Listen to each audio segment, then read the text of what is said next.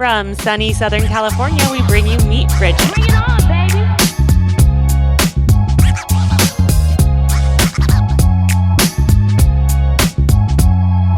Welcome back to Meet Bridget Season 6.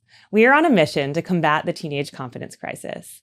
It's hard being a teen, and we talk about it honestly. If this is something you're passionate about, stay with us. Meet Bridget is a giant career and life path library and a place where women of all ages and stages can connect on common ground. Today is a mini episode with teen therapist Christina King. We can't wait to get into topics that are so relevant and important for our teen girls. So let's dive in. Well, welcome back, everybody. We're sitting down with Christina King, MS, LMFT. All of those letters, for those that are not familiar with them, mean that she is a licensed therapist and her specialty is in teen girls.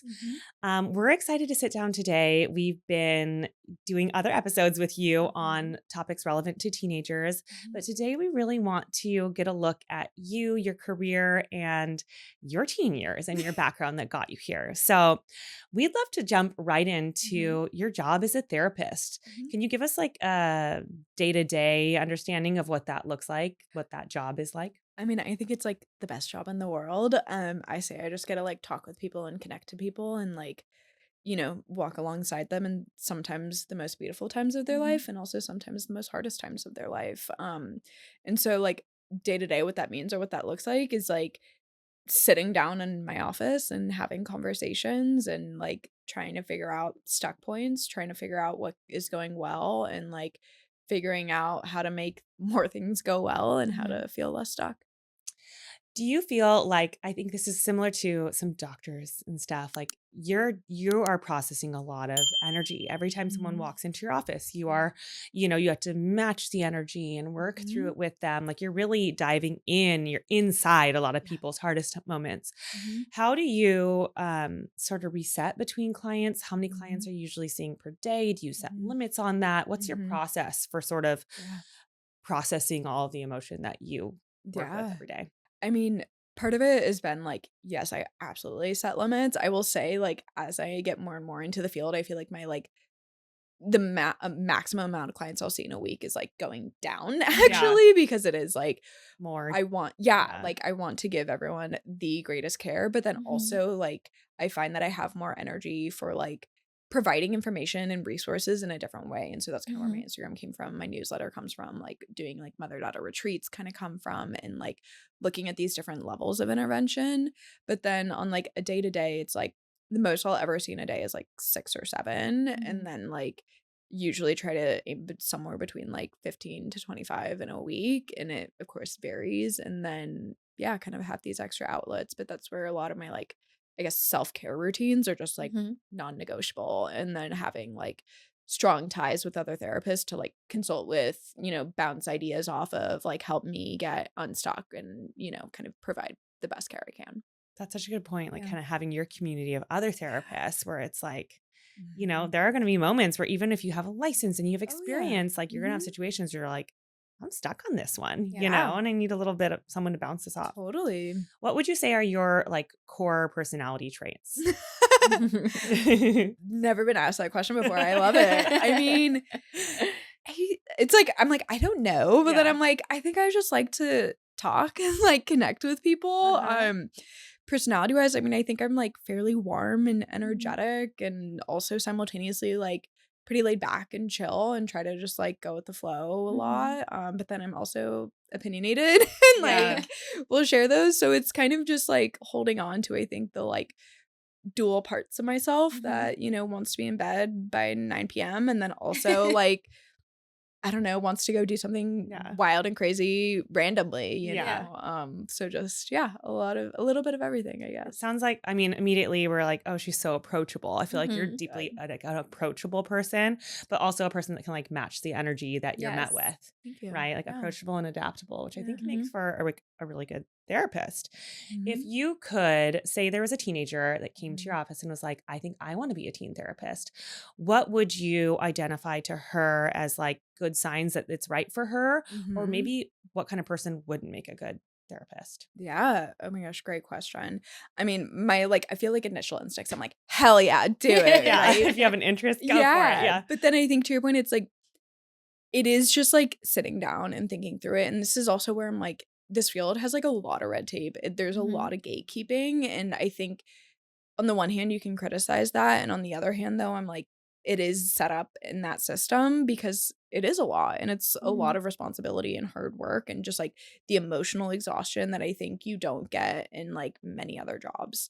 And so I think there's the level of just like, can you get experience in the mental health field in other ways through like internships, through volunteers, like even just in your own personal experience? It's like, do you enjoy talking to your friends about their stuff? Do you enjoy being, and that's also a lot of what I feel like therapists go through is like, oh, I was that friend that everyone talked to, right? Or like, I just have that level of empathy, but I think also not just the empathy to connect with others, but almost the ability to like turn it off. And when I say turn it off is like not hold on to it. Yeah. So you're and not go to like sleep waking with up at night and you're like, wait a minute, Yeah. this is what I should have said. You know? Yeah. And like there will be that case every now and again that like gets you, but like if that's just like the day-to-day of it, like that's going to be unsustainable. Well, and I think looking at it as a responsibility, like you said, like for Asha and I, we sit down with so many women who share these very, very vulnerable parts of their lives in their teen years with us.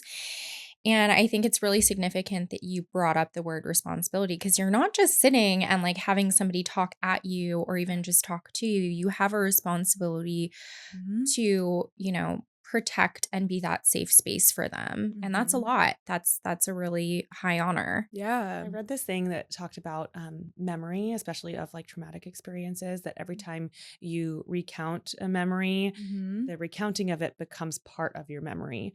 So I feel like when we have women share their stories on the podcast or in our community, we're very conscious of that, where it's like this context, if it's safe, it's respectful. Like we're not trying to go viral because someone said something crazy or had this horrible trauma and we're just share it with everybody and get views. It's like, no, this is like, we have so much respect about like the moment of the sharing and how like important it is to make it helpful or safe or positive if possible. But I can imagine, in therapy that's very like some of the things that people are bringing up, it might be for the first time ever that they've even given it words, and taken the emotion into labeling something or having it just feel held by somebody else. Absolutely. And I think especially with that, trauma, it's like so much of trauma recovery or whatever, like is mastery, right? And you're attempting to gain mastery over an experience that was out of control and oftentimes overpowered and like imprinted and willed over you, right? Yeah. And so it is that like how to gain mastery and gain a sense of empowerment in something that was overwhelming at a point in time. And that is a slow process. That is an up and down process. That is a big process. And to your point, so it is like when you're sitting across and you're listening, like it's so much more active than, oh, you're just sitting in a chair. Right. I feel like in the movie sometimes it's just like the therapist is just kind of like, which I mean, maybe I'm sure is appropriate for some context, but it's like, well, to ask the right questions, you have to be, in it and listening and part of the conversation, really. Yeah. Knowing how to like make meaning of that, connect that with them, whether to do an intervention or whether to listen, what their body's doing. Did they just swallow? Are their shoulders going up? Like there's so much observation going in at that time. And so even if you are just like nodding your head, it's like there is a million thoughts going through and like funneling through this theory of change and how to help someone. So it's a lot all at once. Yeah. What does education look like for someone that wants to become a therapist? Yeah. So there's like, I'll say different types of therapy, different levels of therapy. I ultimately decided to become a marriage and family therapist, knowing that I also didn't want to necessarily work with marriages. And I mean, teen work and children work is family work, but like I decided to do that role because I knew that California had like a lot of resources around specifically MFTs. So like we have this organization called CAMFT, which is like California Association of Marriage and Family Therapists. So that's really helpful to talk about like consulting rights. Like we can like consult with attorneys, there's community there. So that was the big reason why I decided to do MFT. So in this route, like you have your undergrad, which I majored in like clinical psychology and community psychology. From there, like I personally just got more experience in like working with a school. That was just kind of for my own sense of self and like wanting kind of also like a gap year. And then I went on to my program at USC, which was a specific MFT program. And then after that, you're an associate. And that's 3,000 hours where you're working towards licensure. And then you have like 2 big tests in that. And then like once you kind of go through and get licensed. So it's kind of like a 5-year journey, like post grad. And it's like when you include undergrad and internship experience, like it's like 10 years, like it's a long time. For those hours, are you working on your own or are you like shadowing somebody? Yeah. So I'm still doing therapy, but I have a supervisor. So then you're like checking in with them weekly, bouncing cases off them. And so it's kind of almost like a built-in consultation and oversight. Nice. And then they're like guiding you and training you and doing a lot of things. So it's a pivotal part because even when you're coming out of school, it's like probably a false confidence and that's more like an excitedness. But then it's like you do get into it and you're like, everyone's different and like something might work for someone and it doesn't work for someone else and how to like navigate that. Yeah. How, just out of curiosity, like, have you ever been broached with somebody else's experience that's either like triggering or like goes against maybe like your own ethos, but like as a professional, you have to like handle that? Oh yeah. And this is where even so we call it in the therapy field, it's like there's transference and there's countertransference. Transference is essentially the feelings that like clients are like putting onto the therapist, how they feel in the room. Countertransference is how the therapist is feeling, right? And so some of that might just be like I am experiencing the client in a very specific way, and that's probably a sign of how other people in the world is experiencing them. And then to your point, there's that like, and that's called objective countertransference. The subjective countertransference is the like, oh, something in me got triggered, whether it's like you remind me of my mom or my dad or this event that happened. Sure. There's a lot of overlap. And so that's also why you seek consultation is because that inherently comes up. And as a highly skilled and trained professional, you need to be able to identify that and hold that and consult on those things so that you can use it appropriately because it is a signal and you want to like be able to interpret that signal correctly and appropriately for the client's best interest. Yeah. I'd love to take it back because, as most of our longtime listeners know, Meet Bridget is really about, reconnecting to that teen sense of self and how some of those traits and maybe formative events inform who we become and what we carry into our adult lives. Specifically, I'd like to go back to your high school years. I'd love if you could tell us a little bit about it. We get the sense that you were surrounded by a lot of expectations, and that for you, communication was something that you had to work on a little bit. So I'd love for you to dive right in and tell us a little bit about that. Yeah. So high school was like an interesting time. I mean, I think it like started in middle school a lot with just like the shifting social scene, the girl dynamics, like a lot of those things that were kind of just these stressors that, for the most part hadn't dealt with before. And then I got into high school where it was like there was still some of that stuff. And then there's also the AP classes and the honors classes and the expectations. There's the basketball and the volleyball and the track and like all these sports. And then it's like, in a high achieving area, it felt very linear of like what you needed to do and what you had to do. And then at the time I was like undiagnosed with ADHD. And so I think that was starting to catch up with me. And it was just a lot and like got really overwhelmed. I was very moody. I was very irritable. It was just like picking fights with my mom left and right. Like, and it kind of like boiled down. At one point I was like going to a boys basketball game at my school. And then inevitably, I'm sure in some fight with my mom, she just like looked at me at one point and was like, "Are you happy?" And then I just like broke down and was like, "No, da da da da da." And then the long route was that then she took me to therapy and I was like, this place is awesome. I love this because it just, you got to figure out who you were outside of like your friends and what they needed of you, outside of your parents and what they needed of you, like outside of everyone and everything. And there was just this little bubble where it was just like, who am I? What are my thoughts? What are my feelings? And got to like sort through that in my own space. So I valued it. I'd love for you to talk a little bit about the feelings before and after your diagnosis of ADHD, like maybe what that felt like in your body as a teen. Were you like, how did you navigate your different teen responsibilities without having maybe a name to put to what you were experiencing? I mean, I think with that, it's like it's a tricky question because it's like you were ignorant, so you didn't know what you didn't know. And in a lot of ways you think your experience is like simultaneously universal but also incredibly unique, right? So it's this like balance of like people would be like, oh yeah, we learned this, and I was like, what? Like I was like, I don't remember learning that, or I don't remember reading that. And it like was kind of these disconnects that I think I internalized more as like I'm not smart enough or I'm not this enough. And then like it was like just also this like inability to focus, and I was like definitely spontaneous and impulsive and like emotional. And I think that's a big thing, especially with girls, is like there's aren't always the externalizing behaviors, although I definitely had the externalizing behaviors, but it's a lot more of the like internal like brain is spinning. There's a lot of masking. It's like shows up more socially in terms of like interrupting friends or parents and just like kind of the chattiness, which I'm a very chatty person.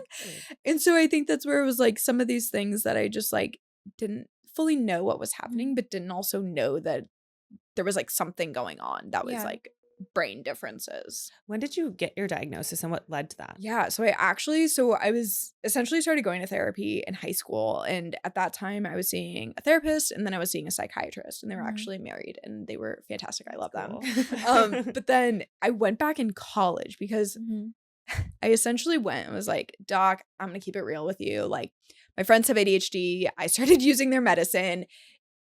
Oh my God, it was like life-changing, da da da da. And then he kind of laughed and was like, I was seeing him for depression. And so then he kind of laughed and was like, I always thought you were super high ADHD. I just like never said anything because it didn't seem to bother you. Which I think on the one hand, people could have opinions of, but on the other hand, I really appreciated that. And that actually built more trust because I was like, I feel like there's this notion like psychiatrists just want to give you medication. Right. And I was like, thank you for not just giving me medication. Right. Like I was getting by, I was surviving. Like I have no doubt in my mind that like the therapist and his wife was like working on these skills with me. So it was like, you didn't need to have the diagnosis to work on the skills. And it got to a point where I was just like, this isn't sustainable. I need medication, and like got medication, and it like changed a lot for me. And so yeah, that was kind of my journey. Awesome.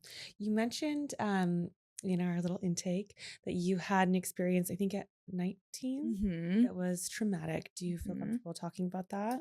I can talk a little bit like around it, but I don't need to get into the event itself. Okay. Sure. We'd love to. Or even like the shift that happened around that. Yeah, totally. I mean, that was a big shift because like, and I think that's the thing with trauma, right? It's like there's a before and there's an after, right? And I think the biggest shift was like the after and what happened like socially and these social impacts of it, and just like struggling to connect to others, struggling to like relate to others, like, and it kind of like led me down where I was like initially going to like leave my school, and I was like, I don't want to be here anymore. And then it kind of like changed a little bit where I was like, it felt like the fastest way out was through. And so then there was a lot of focus on like graduating early and getting out early, and then kind of over the time like fell in love and reconnected with the people that I was like connected to originally.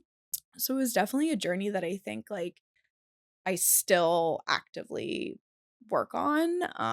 And it's something that, you just meet every year with and every day with like grace and compassion. And I think that's like the biggest thing for me is just like self-compassion is such a journey. And that's something that I think is also robbed from you with trauma, because there's the blame, and whether that's internal and external, like it comes, and then you're just holding this like huge shame around it. And that is hard to navigate. And therapy was definitely a huge like role in that, as well as just like connecting and healing in healthy relationships was another key piece to it as well. What so I love that you referenced the therapy that helped you get back on track per se, because we talk a lot about grief and traumatic experiences on our podcast. And I think one of the recurring themes is like, as you mentioned, it doesn't leave you. Like the work continues.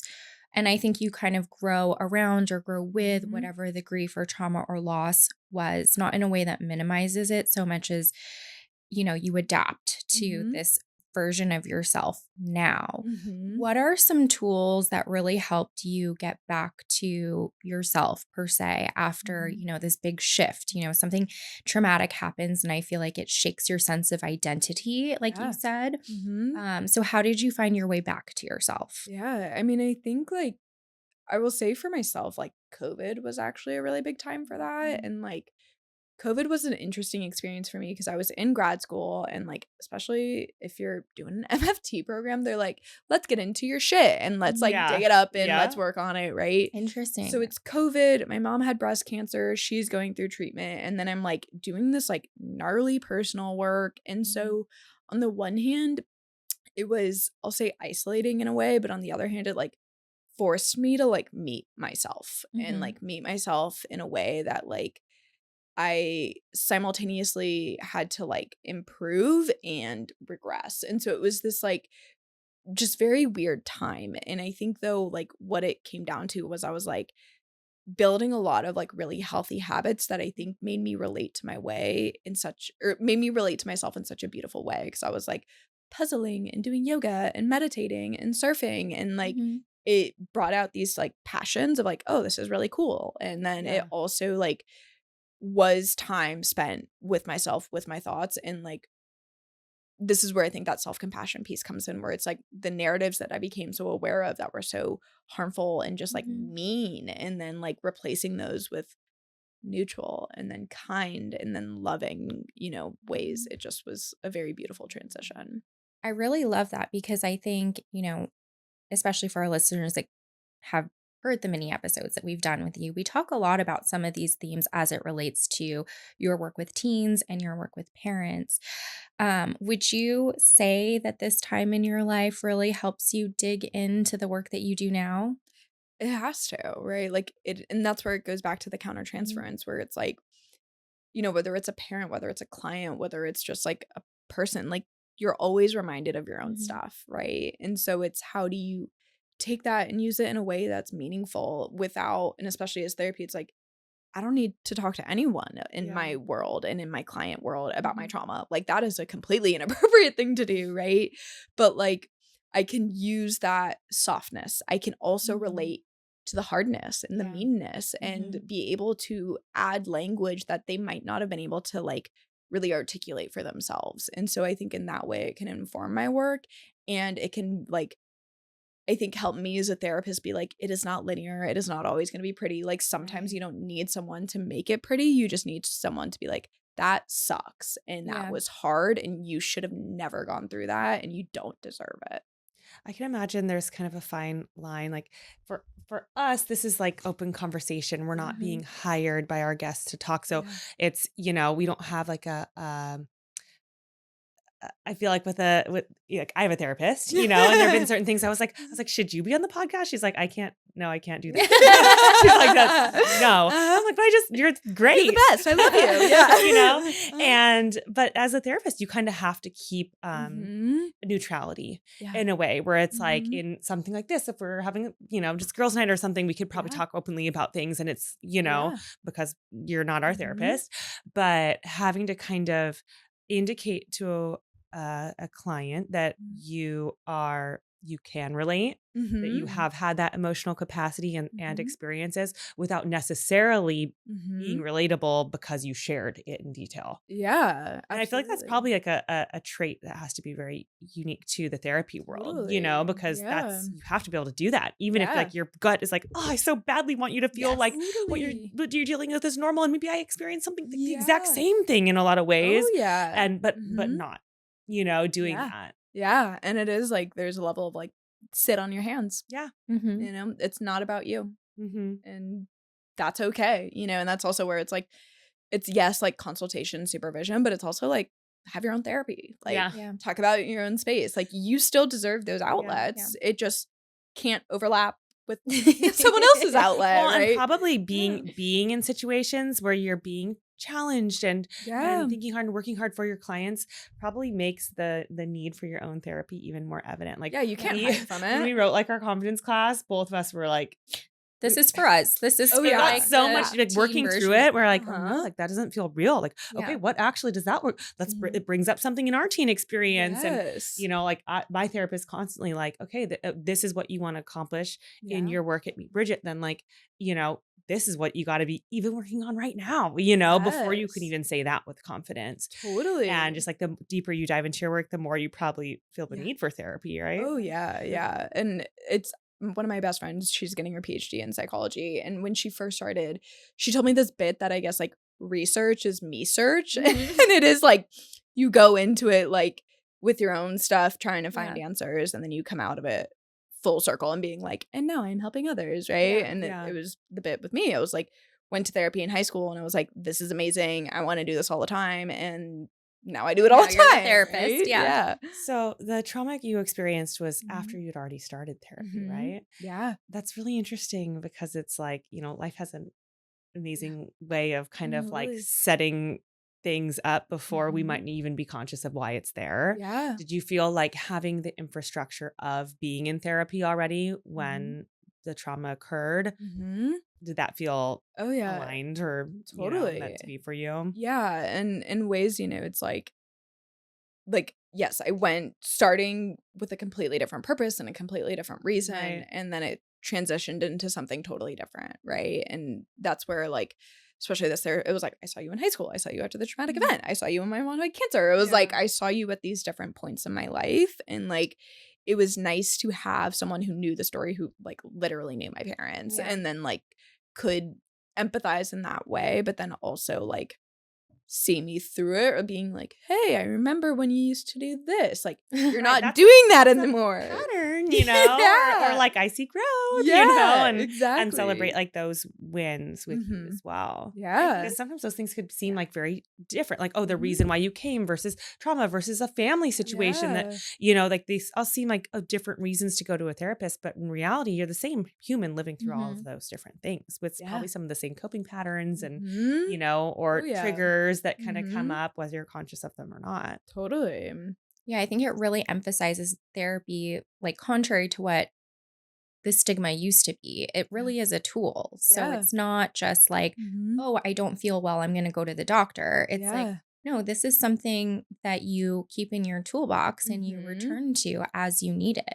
Absolutely. I really think of it like Yeah. going to the gym, honestly. Yes. I treat therapy. I mean, I don't Yes. go as often as But- the gym, but it's like I yeah. kind of just see it like there are so many, the majority of my therapy sessions, I'm not coming like, I have to Yeah. talk to you about something. I'm just like, Yeah. how you doing? Well, Yeah. and then you Yeah. start talking about, and then sometimes those are the best therapy sessions because Oh, it's like 100%. maybe things right now are fine, but then that gives us a space to maybe address something that's been back here that never was dealt with, Yes. and then it Oh, comes up yeah. and it's like, not necessarily. I feel like some people have an idea of therapy as like, well, why would you just keep stirring up for negative things? And it's like, it's not It's- stirring up. no. It's you're like human, maintenance. Yeah. your subconscious is doing that anyways. Totally. So like what a Mhm. gift to be able to do it with somebody that can like ask you questions maybe Yeah. you haven't asked yourself. Exactly. Mm-hmm. We'd love to talk a little bit about your work with teens and their moms. Mm-hmm. I love the connection. I mean, really, a big part of this spark is because your mom literally sat you down and said, "Are you happy?" Mm-hmm. And so I feel like that was obviously pivotal to your Yeah. journey. Mm-hmm. Tell us a little bit about the work that you're doing with teens and their moms, and Mhm. how does that tie into your relationship with your mom? And Yeah. we'd love to hear about the work. I mean, it's very full circle because I feel like, especially in high school, like my mom and I were just like at each Mhm. other's throats, like, and we were fighting constantly. And I mean, there was still like a lot of love, but it was Yeah. like felt very tumultuous, I think, Yeah. for both of us, Mhm. right? And so now it's, I don't want to say funny in like an actual haha way, but it's funny when I see like moms and daughters like doing this like same dance. Yeah. And I was like, oh my gosh, I know that so That was well, me. right? Yeah. And then I actually had now like, kind of a peer and colleague, but like she reached out to me and we kind of got connected because she wanted to merge like kind of yoga world and Mhm. yoga retreats with like therapy world and the mother-daughter experience. And I was like, oh my gosh, I'm obsessed with this idea. I love it so Yeah. much. And so together and with like another partner, we've kind of created like this mother-daughter retreat experience, which has just been like beautiful. And my mom like literally came to the first one to help out. And that was like Aw. That's so full circle. so full circle. Yeah. Cool. And it was like so sweet. And now I think with my mom, like I think college gave us that like space where she got to like go a little bit, and she was very like sink or swim. You know, I'm always here for you, but like I needed that, I think, freedom to like figure things out for myself that like then kind of came back and just like bettered our relationship for it. So there's I'm sure a lot of like trust and faith on her part to be like, you're gonna fly one day. And now I like call her when I get jeans on sale and getting lunch with her literally after this. So it's like, funny because like I had a similar weirdly tumultuous like I looking back, I'm like, I wasn't doing any like super high risk teenage things. Like if my kids did what I did, I'd be like, okay, yeah, cool, you know. But like my mom and I fought, you know, and I think then when you get that distance, I looked back and now I'm like, wow, how lucky am I to have someone who cared so much about me that she wanted to be in it with me, you know, and was sharing her concerns or sharing, just showing up, period, you know. And I think that like space with a mom, which could be accomplished in something like a retreat, absolutely, where you can kind of like see each other in a new context that's not your day-to-day living in your house or all those, you know, all the stories that have been layered on year after year within one context. Because it is also too, it's like teens want to connect with their moms, right? They just don't know how to. And so this is vice versa. Exactly. And, you know, I know we mentioned in another episode where it was like, as a parent, like you feel like you're kind of walking on eggshells, right? And then it is like all of a sudden you come to this retreat and it like forces this openness. You're not the one asking the questions. We're the one prompting the questions. You're the one having this beautiful opportunity to like talk about the things that are going really well in your relationship, talk about the things that are not going well in your relationship, and like finding the sense of mutual understanding and respect that like, oh my God, like these like deep hugs, I'm just like, beautiful. Yeah, beautiful. Did you feel, you mentioned your mom went through breast cancer. I'm sorry that she had to go through that. And it sounds like she's doing well now. I think that there is a uniqueness of experience as a daughter when you see a parent go through something really hard and kind of a flipping of the script a little bit when you have that for the first time. Do you want to talk a little bit about that moment in your world and in therapy experience too? Totally. I mean, it was like, I think as generations age, like there's a knowing in the sandwich generation, right? Where you're like, as my parents get older, I'll need to take on more responsibility. And like, that's a concept that you know. And then I felt like I was in grad school and it was happening. And I was like, I'm not ready for this. I don't want to do this. Like, and I'm also like, she doesn't want, you know? So it's like, it was this tough dynamic that I think was emotionally like so raw and so open, and also just like reaffirmed where I was like, oh my God, no, Mom, like I need you so much more like now than I feel like I thought I did then. Right. And so it was scary, and like, especially during COVID, where I was like, you're immunocompromised right now. And there's like literally like this virus going on. And so like it, you know, forced, I think, a lot of growth and a lot of connection, and like allowed for that shift to happen in a way that I think felt still respectful to both of us. And it was just forced. I don't want to say like forced a lot of issues, but like forced you to like talk about where you need help, where you don't want help, like what can I do to support you emotionally in this, or like finding also like creative ways to support. Like I know like I am not a drawer by any means, but like we watched this one documentary where it talked about visualizing like almost like little piranhas like eating your cancer cells. And so then I like drew that basically, or like colored that one day when I was at the beach on this like little postcard, and I think I like put it in her book, you know. And then like, you know, she came back from like one of her chemo sessions, was like, oh my God, I found this and da da da da, you know. But it was just that way of like, sometimes supporting isn't talking about it, you know. It's just like sitting there watching a documentary, or like drawing this ridiculous little like vision, but was like so sweet and sentimental, you know. I love how all of your work, you know, really does come full circle. It really goes back to those early years of being a teen and not necessarily having the right knowledge of how to communicate, and how your mom was really a conduit for you for that. And you know, you've created this full circle moment where you can now work with moms and teens and emphasize that connection over correction. We would love to keep you all day. I mean, we were 2 more questions. Yeah. I have one more that I was like, Yeah. we haven't done before our final Go for question. it. Yes. Yeah. At what point did it click for you, like, I want to be a therapist? Because I know you had that exposure to therapy pretty early on, and then a lot of self-awareness around, like, undiagnosed ADHD and then real ADHD and like, okay, well, like just having all these moments that therapy impacted your life. When did you decide that like you might want to be a therapist? And then looking back, did you see seeds of that even before your exposure to therapy? I mean, it's interesting because like in high school, like I knew I wanted to be a therapist, but then the irony of like the teenage brain is like I didn't connect it at all to the fact that I was like going to therapy and like working with a therapist, But I think what I ultimately like knew as I was like, I don't want to wear a suit and tie.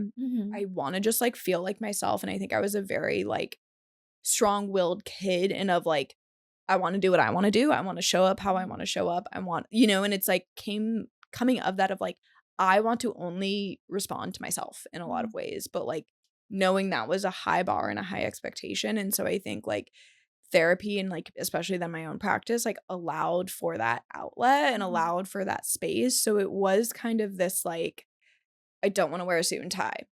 Therapy. Yeah. Okay, I want to just talk to people and connect with people. Therapy. I want to help people. Therapy, right? It was kind of all these like synchronicities coming together. You opened your practice in 2024 in Manhattan Beach. Can you tell us about the shift when you opened your own practice and what that feels like now and what it looks like for someone to come in and become your client? Like, it's amazing because my mom, going back to her as always, like she helped me design my space. She is like definitely the eye for design and I do not have that same eye.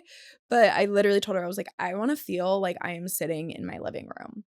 And everything about it is like planned around that. I was like, I want to feel like people can like come and take their shoes off, sit on the couch, lay on the couch, pull up a blanket, like come in and be like, oh, do you mind that I'm eating? Right. Like I want it to feel very comfortable.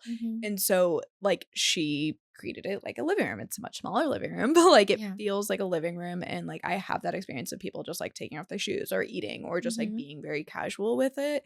And I think that that is like also conducive to helping someone feel comfortable to like open up in their own way. And I know for myself, like I experienced, I think, a lot of friction with my own self as a therapist and my therapist identity being like, I want to be professional and whatever that means, which like felt very corporate. And I was like, but I'm not corporate, but I also want to feel casual. And I was just struggling. And so then when I did have this room that I was like, this is my room, everything just like felt aligned in that moment. Clicked into place. I would love to have had you as a resource as a teen girl. I feel like you do such great work and the way that you communicate and allow space for others is very apparent. I mean, we could literally sit and talk to you all day, which we kind of have. Well, we always end our interview episodes with the same question. What was one quality that you had as a young girl or a teen girl that maybe you didn't appreciate then that you look back and cherish now? Oh, the strong-willed nature. 100%. Oh, love it. Yeah. You love it. Well, thank you, Christina. This has been awesome and we just adore you. So we'll talk soon. So much. Yes. And that's our show. If you liked what you heard today, please like, subscribe to, follow, and share Meet Bridget with your circle. The best way to help our work here is to rate and review our podcast. We're listening and constantly working to build something helpful for you. Catch you next time.